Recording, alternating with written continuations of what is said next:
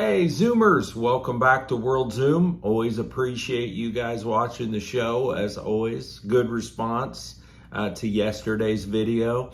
Had another one. I was looking, actually I just saw it on TV, an advertisement for the Thailand Tourism or Thailand Authority for Tourism, the TAT.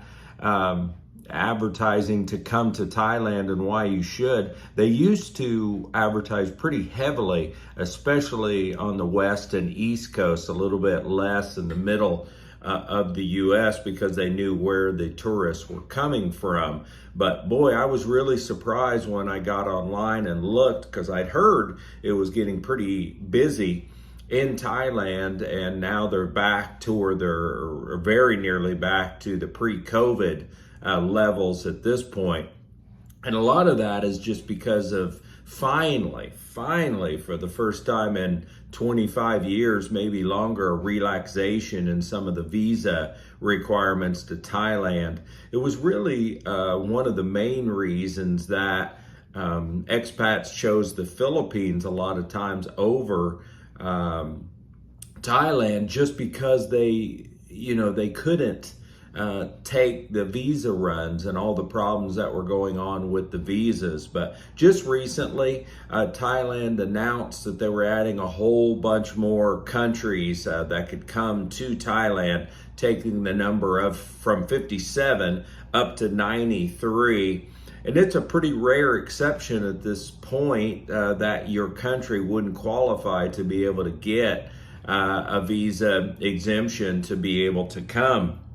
So now you can get 60 days, and then you can have an extension where you get 30 more days. So now we're finally up to 90 days. But they have a couple new, I think, very cool programs that are set up, and they're not ridiculously expensive. And I'll give you the details of these new visas. And I think a lot of you may match up, or certainly would qualify and like this process a lot better than what some of the old processes are. So they have something called a Destination Thailand Visa. So it's called DTV. And you make your application at the Royal Thai Embassy. So Destination Thailand Visa. It's for a lot of people, but mostly for remote workers, digital nomads, freelancers. Do you want to study cooking, Thai language, Muay Thai, sporting events? I mean, pretty much you name it. It's really open to be able to qualify for. You don't have to come over necessarily and be working online all the time. There are other type of educational programs that you could take with that. And anyway, it's a 5-year stay. And if you're able to get the DTV, that visa, your spouse and your child can come with you as well on that visa. So what better scenario now from a very difficult country to stay long-term in? Now your spouse and your children can come with you on a similar type of visa. The one thing that you hear talked about a lot is there is an income requirement, which is 500,000 Thai baht. And 500,000 Thai baht is 15,100 US dollars. Now, before you panic and think that's just, ridiculous and, who's going to bring that with you to Thailand, that does not have to be the case. It can be in the US or be in Canada, whatever you might have. So you need your passport, right? You need a photo. You need the document showing your current location. Just like, when we turn on new utilities or something in a new state with a driver's license or Bureau of Motor Vehicles, we have to show them something that shows we're in the community. And there's a document, and there's a list of them, very basic, very simple, to prove that where you are actually. I mean, are you in Canada? Are you in Australia? Wherever it might be. The financial evidence you must provide.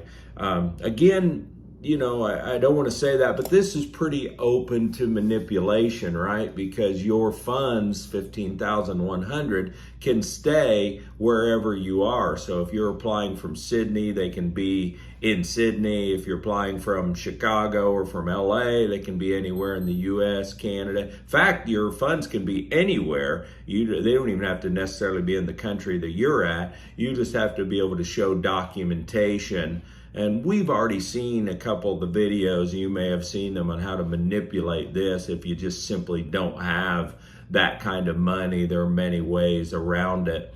If you remember the old days in Thailand where there was money that you had to have in for the retirement visa, a lot of times the people getting the visa for you were actually putting the money in and taking it back out for just like a day period. So there was a lot of manipulation. I know that's not the intent. They just want to make sure that if they're going to give you a visa for that period of time, you're not going to become a burden to Thailand. And we've seen that, right? We see that in Cambodia, in the Philippines, certainly in Thailand, Vietnam, the homeless foreigners that are there, especially from Malaysia, Vietnam, from China, not as many, from the white countries, I guess, your Australia, Canada, Europe, and the US, but it does happen. We definitely see them.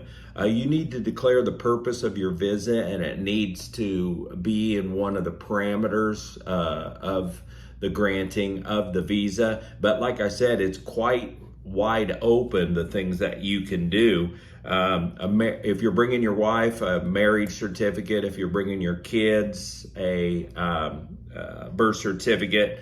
You could even declare that you're there for a staycation, so you're going to stay for a period of time. As long as you meet the other parameters in the 15,100, you're good to go, really, with this type of visa. It looks quite straightforward. If you've experienced this or actually got it yourself, right now I don't know a single person that has gone this route, but I know by the numbers there's been a lot of them that have gone this route for the visa. So, and why not if you're going to stay there? Now, caveat to the 5 years, it's not 5 continuous years. You will still have to do a border run each 6 months, so every 180 days. You'll need to actually run over to wherever it might be, to Malaysia, to Laos, or to Cambodia, or if you're just in your regular route it's a multi-entry visa, so you can come in and out as many times as you want in that 5-year period.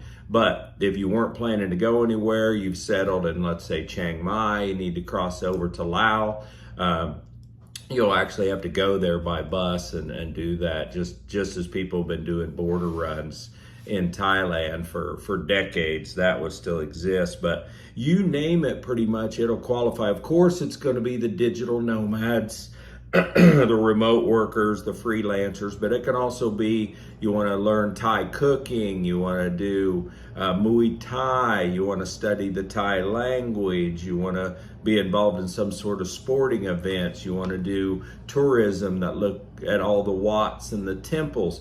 I mean, it's pretty open if that's the kind of visa that you're looking at, and there's no age requirement for that. So the retirement visa in Thailand's always been somewhat straightforward, but at a certain age that becomes that way. It's really not when you're, let's say, under 50 years of age. It can be much more difficult. But they saw the benefits of having a younger tourist population coming to Thailand. They were starting to lose some of their tourism numbers to surrounding Southeast Asian countries, but not anymore. In the first half of 2024, they've already had 17.5 million visitors.